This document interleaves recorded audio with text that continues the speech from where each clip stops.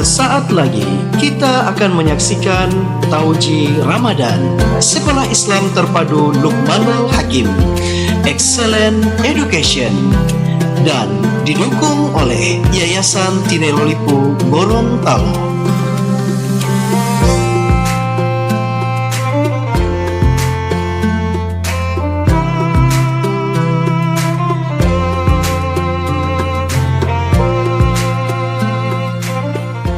Assalamualaikum warahmatullahi wabarakatuh.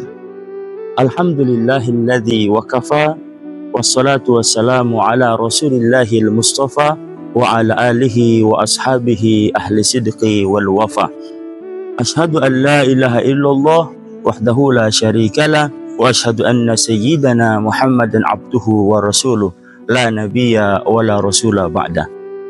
Pemirsa di mana saja Anda berada, tiada kata yang pantas kita lantunkan di pagi hari ini melainkan ucapan syukur kita kepada Allah Subhanahu wa taala yang senantiasa memberikan kenikmatan kepada kita semua. Semoga dengan ucapan syukur kita, dengan mengucapkan alhamdulillah, Allah akan senantiasa menambah kenikmatannya kepada kita semua. Yang kedua, marilah kita bersolawat kepada baginda uswatun hasanah Nabiullah Muhammad sallallahu alaihi wasallam, kepada keluarganya, sahabatnya, dan insya Allah curahan rahmat beliau hingga sampai kepada kita sekalian yang senantiasa konsisten dalam menjalankan sunnah-sunnah beliau. Pemirsa di mana saja Anda berada, saya doakan semoga Ramadan kita tahun ini menjadi Ramadan yang terbaik dari sekian banyaknya Ramadan yang telah kita lewati bersama. Pemirsa di mana saja Anda berada, seringkali kita melihat kebaikan Allah itu dalam bentuk materi saja. Allah itu baik ketika kita memiliki harta yang banyak.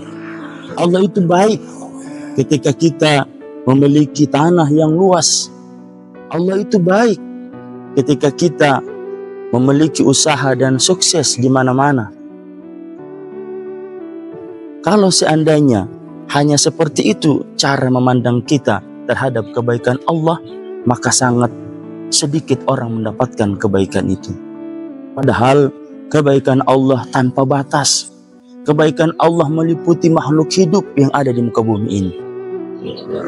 Maka pemirsa di mana saja Anda berada, izinkan pada kesempatan kali ini saya mengajak kepada kita semua untuk mengkaji sabda Rasulullah SAW. Qala Rasulullah SAW, arba'atun, ada 4 perkara. Man u'tiyahunna, barang siapa 4 perkara ini diberikan kepadanya, faqad u'tiya khairad dunya wal akhirah, maka dia mendapatkan kebaikan dunia dan akhirat. Apa 4 perkara tersebut? Yang pertama, kata Rasulullah, lisanan dzakiran, lisan yang selalu dan senantiasa berzikir kepada Allah. Ketika seorang oleh Allah diberikan lisan yang senantiasa berzikir, maka dalam kehidupannya selalu dikaitkan dengan Allah. Ketika dia melakukan aktivitas, memulai aktivitas, dia mengucapkan bismillah. Ketika dia mendapatkan kenikmatan, dia mengucapkan alhamdulillah. Ketika dia melihat pemandangan yang indah alam semesta ini, maka dia mengatakan masya Allah. Ketika dia berjanji, dia mengatakan insya Allah. Bukankah ini semua sudah diatur dalam agama kita, agama Islam? Setiap kita makan, kita berdoa, masuk masjid, dia berdoa, maka setiap aktivitasnya dalam kehidupannya dia senantiasa mengaitkannya dengan Allah. Itu karena apa? Karena diberi lisan yang senantiasa berzikir. Maka ketika dia mendapatkan itu dari Allah Subhanahu wa taala, maka dia mendapatkan kebaikan di dunia maupun di akhirat. Yang kedua adalah qalban syakiran, hati yang senantiasa pandai bersyukur. Seseorang oleh Allah diberikan hati yang pandai bersyukur, maka setiap nikmat yang Allah berikan kepadanya, dia akan senantiasa bersyukur. Karena dia yakin dalam Al-Quran bahwa la in syakartum la azidannakum. Ketika dia bersyukur, maka Allah tambah kenikmatannya.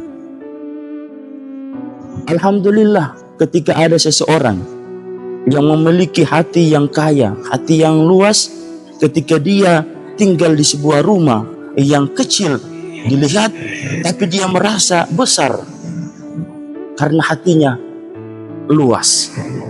Ada seseorang yang hatinya sempit, ketika dia tinggal di rumah yang mewah, dia merasa rumah itu adalah kecil. Bahkan ada yang lebih parahnya lagi, ketika seseorang yang memiliki hati yang sempit tinggal di rumah kecil, itu adalah hari kiamat baginya. Maka fenomena yang terjadi sekarang, banyak orang-orang yang kaya raya tapi hatinya miskin. Artinya apa? Dalam kehidupannya selalu serba ada, tapi dia merasa masih kekurangan. Sudah memiliki rumah yang mewah, dia merasa belum punya apa-apa. Sudah punya mobil yang mewah, bahkan orang kampung pun kalau melihatnya meleleh air liurnya. Tapi dia merasa masih ada yang kurang. Maka selama hidupnya selalu serba ada, tapi dia merasa kekurangan. Maka inilah orang-orang yang hatinya miskin, tapi dia kaya. Pemirsa di mana saja Anda berada, beruntung ketika seseorang diberi oleh Allah hati yang luas, hati yang kaya, maka akan ada 2 poin yang tertanam dalam dirinya. Yang pertama, dia senantiasa bersyukur atas nikmat yang Allah berikan kepadanya. Yang kedua, dia tidak akan pernah ingkar terhadap nikmat yang Allah berikan. Tapi ada juga orang yang ketika diberi hati yang sempit, ada 2 tanda juga dalam dirinya. Yang pertama, dia tidak pandai bersyukur. Yang kedua, parahnya adalah dia tidak senang ketika melihat orang mendapatkan kenikmatan. Hari ini tetangganya beli motor, dia yang sakit. Besoknya tetangganya beli mobil, dia masuk rumah sakit. Besoknya lagi tetangganya bangun rumah yang mewah, meninggal orangnya. Dia menyiksa perasaannya. Dia hanya mengukur kenikmatan yang Allah berikan lewat orang lain. Kalau seandainya dia bersyukur, maka tidak akan terjadi seperti itu. Yang ketiga adalah kata Rasulullah, wabadan 'alal bala'i sabira. Beruntung orang yang punya tubuh yang tegar dalam menghadapi ujian. Beruntung kita yang sehat-sehat dalam menghadapi cobaan. Ketika kita dalam kehidupan ini, ada 2 yang Allah berikan kepada kita. Kata Allah dalam Al-Quran, wa nabluukum bisyarri wal khairi fitnah. Kata Allah, aku akan mengujimu dengan 2 hal. Bisyarri, dengan keburukan, wal khairi fitnah, dan kebaikan. 2 hal ini adalah ujian. Dalam tradisi kita menganggap bahwa ujian itu hanyalah sesuatu yang tidak enak, sesuatu yang buruk saja. Padahal dalam Al-Quran Allah tegaskan 2 hal. Miskin itu ujian, tapi kaya pun adalah ujian. Sakit adalah cobaan, sehat pun adalah ujian. Ketika kita tidak punya pangkat jabatan, itu ujian. Ada pangkat pun, itu adalah ujian. Maka jangan menganggap ujian Allah itu dalam hal yang buruk saja. Ketika dia sakit, dia berdoa, ya Allah, kuatkan hamba untuk menghadapi musibah ini. Ketika Allah sembuhkan dia, sehatlah dia lupa dengan daratan. Begitu pula orang yang miskin.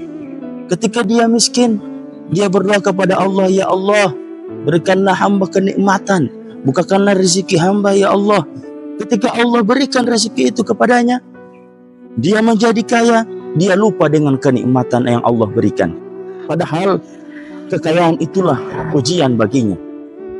Maka fenomena yang terjadi sekarang adalah tidak ada orang yang ketika datang ke Ustadz, ya Ustadz, saya sedang diuji oleh Allah. Ustadznya bertanya, diuji apa? Saya diuji dengan kekayaan. Tidak ada. Yang ada apa? Datang ke Ustadz, ya Ustadz, saya sedang diuji oleh Allah. Diuji oleh apa? Diuji dengan apa? Diuji dengan anak saya sakit.